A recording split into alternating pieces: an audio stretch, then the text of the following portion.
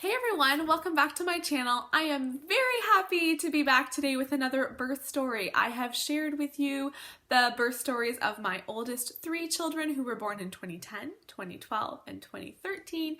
And now I want to share with you my daughter's birth who was born in November of 2015. So I was due on November the 1st, which is kind of funny because that is my birthday. I was kind of hoping to not have her on my birthday. I actually thought it would be nice if we had an October baby, but no, she waited till November. Around the time I was 36 weeks pregnant, I started getting a lot of Braxton Hicks, and this was new to me. My first three pregnancies, I really didn't get any. I think my third pregnancy, maybe right near the end, I got some, but that was it. I really just didn't have any contractions of any sort until I was in labor. But around 36 weeks with this pregnancy, my fourth pregnancy, I started having quite a lot of Braxton Hicks, and they weren't regular, but it was like anytime my youngest climbed onto my lap, I would get one, or just if my belly was really touched at all, or like rolling over in bed or sitting up in the morning, like I just got quite a number of Braxton Hicks. That didn't mean anything because I did not go early. I went late, and I was very content to go late. I was overdue 5 days late with my third, and so I was very content going late. I didn't feel like, I don't know, I was fine. I knew the adjustment I'd be going through when the baby was born, and so as much as I was anxious to meet this baby, I was not worried at all going late. And so when I was 40 weeks and 4 days, I went for my checkup, and I got a stretch and sweep done, which is where the midwife will reach her hands in and like kind of separate the bag of waters that's around the baby, kind of separate that from your cervix. And that can sometimes, if your body is close to going into labor, that can kind of push you over and you'll go right into labor. And so that didn't really do anything for me. I did end up getting, I should say, when she did the stretch and sweep, she told me that I was about 2 centimeters dilated, but still long, not soft at all. Like I didn't really seem favorable to really go into labor right away. So this was not my main midwife who did this, my primary. This was my backup midwife who did this stretch and sweep. So I left there and I bled a little bit, had a few cramps, but nothing came of it. So by the time I reached a week late, 41 weeks pregnant, I was still feeling okay. I was feeling a little bit more like I want to have this baby soon, because the later you go, the more likely an induction is, and I really, really wanted to avoid induction. For one, I just wanted to have a home birth, and you can't be induced and have a home birth as well. I already had 3 home births, all with my same primary midwife. And so if possible, I wanted to repeat that experience. But another reason that I was kind of getting anxious to have the baby is because my husband was taking a month off of work, a month of parental leave when we had this baby. And his parental leave started when I was 5 days overdue. And so that was the beginning of his month off. And I thought, like, come on, he's off now. Like, let's have this baby, because the longer it takes, the sooner he'll leave for work. Like the younger the baby will be when he leaves for work. So I just wanted to have this baby.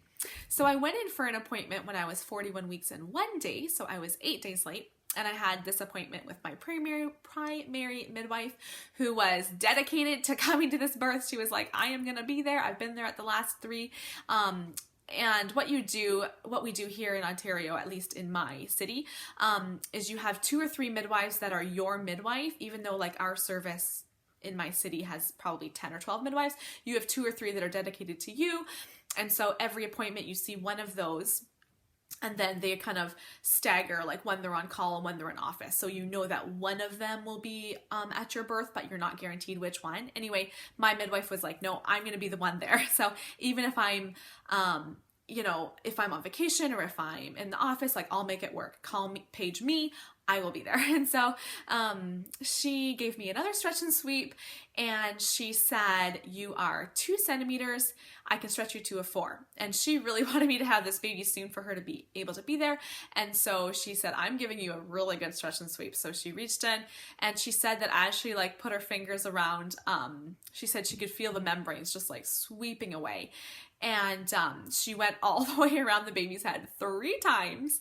And she said she even reached far enough up during the stretch and sweep that she could feel the baby's ear. And she said, I think like you're very favorable. Like I think you're going to go into labor, but we still have to take precautions and we still have to plan for if you don't. So we had to book an induction, and that brought tears to my eyes just thinking about booking an induction, because in the moment you're just like I'm already, you know, like this baby needs to come or I'm going to be induced. Now we didn't book the induction until the next Sunday. So it was going to be when I was exactly 2 weeks overdue. So it was still 6 days away. But we had figured out, you know, which OB is the one that we want to be at the hospital when I'm there. And this was all new to me. I'm just like, I don't know, like, why are we even talking about this? But we had to plan. And then she also said, well, it has to be this day because the next day I go on vacation and I'm going to be out of town. And if it's this day, then I'm at this important thing. I cannot come to your birth because I'm going to be hours away. And like, it was all just like, I so wanted her to be the one there and just trying to get it all figured out. Anyways, so I went home from that appointment hopeful, but still like I was pretty emotional just thinking about the possibility of having to go in the hospital and be induced, and, you know, maybe my midwife not being able to be there. And I was a little bit nervous. So I got home, had some lunch, and I laid down to have a little nap. Of course, my husband was already off at this point on vacation. And so I went for a little nap, and I woke up and I thought, you know what, I just need to keep my mind busy. And so I went down to our basement, and I was just doing a bunch of organizing with my husband. I should say, I was having quite a bit of bleeding after the appointment and some cramping, but I wasn't having any contractions at all. So it was 3:30 when I headed downstairs just to keep my mind busy. I remember turning on some music and just kind of organizing some of our shelves and stuff. We had just moved into our house fairly recently, so I was doing some cleaning and stuff. And I started to get some contractions, and I thought, I think these are Braxton Hicks. Like, they were coming 4 to 8 minutes apart, like nothing consistent. Although I kept having them, they weren't really a consistent time. They were not getting more intense. And I thought, well, I'm just going to time them anyway. So for the next 45 minutes, I timed my contractions. And, you know, every 4 to 8 minutes they were coming, but they were not really uncomfortable. And so at 4:30, I headed upstairs and I said, okay, I'm going to go make supper. We had a bit of stuff going on that evening. My kids had swim lessons to get to, and my husband was going to, was singing at a conference at our church. And so I said, I'm going to go make supper. This was 4:30. And I, you know, told my husband that I was timing contractions and whatever. And he said, okay, so as I was heading upstairs, he said, is this labor? And I said, ask me in 30 minutes and I'll let you know. So I went up there. At the same point, my midwife texted me and said, so did the stretch and sweep work? And I texted her back and I said, I think maybe, I'm not sure yet, but I'll let you know. So I ended up trying a new app on my phone. I had 2 contraction timer apps, and I thought I want to try the other one. So I turned on my other one, and immediately my contractions were about 1.5 minutes to 2.5 minutes apart. So much closer than they had been. Starting to hurt maybe a little bit, but they were still not really painful. So I made supper. I remember making just an easy supper. I made like English muffins and fried eggs.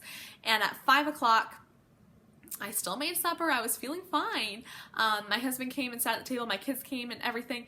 And my husband, Andrew, said, so is this labor? Like, should I be calling to not go in tonight? And like, what's happening? And I said, okay, pretty sure this is labor now. I still feel good. I'm always hesitant to be like, oh, I'm in labor, don't go or whatever, because then you're telling someone you're in labor and you're actually not. And I don't know. I was like, I think we're safe to say I'm in labor. So I showed him my app and was like, look at my contractions for the last half hour. And he's like, yeah, I think you're in labor, like every 1.5 to 2.5 minutes. But I was still fine. I was starting to, like, you know, during supper, like, okay, getting a little bit more painful and kind of having just to stop for a minute. And so we were like, okay, what should we do? So we just started talking like, okay, I'm gonna, my husband was like, okay, I'm canceling. I'm not going in to sing tonight. But our kids were going to go to swim lessons right before, he sang. And so their swim lessons were from 6 to 6:30. At this time, it's about 5:15. And he said, why don't you just stay here and rest? I'll bring the kids to swim lessons and come back. And I said, I don't know. I might have the baby before then. And he's like, you think you're gonna have the baby in an hour and a half? And I said, I don't know, I might. Cause it was definitely just suddenly, progressing. And I said, well, what if we go drop the kids off at my parents' house and they can bring them to swim lessons and then we'll be home around 6 and just trying to figure it all out. And I said, no, let's just get my sister to come pick up the kids because then we're safe, like we're home. So he's like, okay, let's do that. So I quickly texted my sister. She came around 5:30 and I was like rushing around, like packing bags for them to stay overnight because if I was having the baby, they were going to stay overnight. And just like getting their coats on and all this stuff and just kind of pausing every time I had a contraction, like, whoa, okay, this is definitely labor at this point. So I'd already texted my midwife and said I was in labor. So at about 5:30, she texted me and said, so Julie, how much pain are you in? And I said, maybe a 3 or 4. Like, I'm not in that much pain yet. And she said, okay, well, text me back when you're at a 5 because I don't want to miss this. And I know you have a high pain tolerance. And so a 5 is, let me know. I don't want to miss this birth. And so I texted her probably 5 minutes later and I said, you know what, just come. I know that this is progressing fast now, just come. And so my husband and I went upstairs. It was nice because the kids were gone with my sister and we just went upstairs and just kind of got our room set up. Like I moved stuff off my dresser because they have to set some stuff up. And my husband got the bed all ready, like the sheets and everything ready for giving birth on the bed. And I got changed. I got into my nightgown that I wanted to give birth in. And I was just kind of pacing around the room as I had my contractions and they were getting more intense for sure, but I could still walk around through them. I could still talk. I would just kind of pause for a moment when I had the contraction, but I was still feeling good. So the midwife showed up, my main midwife, and then an assistant. They showed up at 6 o'clock. And I was still walking around the room and stuff. And as soon as they got there, my husband said, okay, I have to go have a quick shower. And I was like, what? Like, I am almost about to give birth here and you have to have a shower? He's like, well, if I'm going to be catching the baby, like, that's just how crazy my labor was. Like, there wasn't time for him to have it earlier on. It was like, all right, you're in labor. Well, I have to shower because I'm going to catch the baby and I want to be clean and everything. And I was like, you're leaving me? Anyway, he went and had a quick shower and I was just there with the midwives and, my older sister came as well. She wanted to come to the birth, so she got there about 10 after 6. And my contractions at this point were about a minute apart and lasting for about 30 seconds. So they were really coming on top of each other. Definitely getting more intense, but this is true with all of my births. It's like, I can stand them. Like I feel okay all the way through until about 8. By the time I hit 8, I have to really breathe through them. And then at 9, it's like, oh, that's where I feel like I don't want to do this. And so I can always tell when I'm at that end point. But anyway, my midwife said to me, do you want me to check you? This is at about 10 after 6. And I said, yeah, just check. So I laid down and she said, you're at a 7, but I can stretch you to about a 9. She said, do you want me to break your waters? So my first child, Elijah, my water broke on its own. And then my second and my third, I had them break my waters and the contractions immediately intensified. I was like ready to push anyways, but they broke the waters. And I had decided I don't want them to break my water again. I just felt like there's no reason for it. So anyway, with this time when she said, do you want me to break them? I said, no, I really would just rather them break on their own because why not? It hurts for them to break it anyways. Like it's going to break at some point. I just sat down on the edge of the bed and just felt those contractions, but I didn't want to be walking anymore. I just kind of sat and bared through those. And so at 6, my husband was out of the shower by now too, so he was ready for the birth. So at 6:20, 10 minutes after she told me I was 7 centimeters, she checked again and said, you are fully dilated. And so she said, whenever you're ready, start pushing. So I laid down at that point. And the very next contraction, I just gave a couple of little pushes and my water just gushed. And I thought this was so much better. Having my water just break on its own made a little bit more of a mess. I'm sure I thought that was kind of funny because it just burst. But my water broke and right away I could feel that the baby was coming out, and so I reached down and I could feel her full head of hair, and then the very next contraction I pushed one more time and Andrew reached down and grabbed her and lifted her up to my chest, and right away my midwife said, "Julie, it's a baby girl," and I was so happy and so surprised. I already had one daughter and 2 sons, and each one of them I was like, I'm pretty sure this baby's a boy. I'm pretty sure this baby's a girl. I was always right. And with this, my 4th birth, I thought it was another boy. And so I was so surprised that it was a little girl, and we were so happy to meet her, and we named her Zara Noel. She was 7 pounds and 10 ounces. She was born at 6:27. So thinking back, it was 5 o'clock when I said to my husband, okay, pretty sure this is labor. And at 6:27, she was born. So it was overall, I think, my fastest labor and probably my easiest one as well. I did have very smooth labors for all of them, but that was an amazing birth. It just felt like, boom, I think I'm in labor. Boom, there she is. Like, it was just so fast. But anyway, I hope you enjoyed this birth story. I can't help smiling because I just love discussing birth in general, but my births are just so fun to recall and think about. So I hope you enjoyed this video. If you want to check out my birth stories, I will list them down in the description below so you can check out those other birth stories as well. And please subscribe to my channel if you want to see more of my videos, and I will see you guys next time. Thank you so much for watching.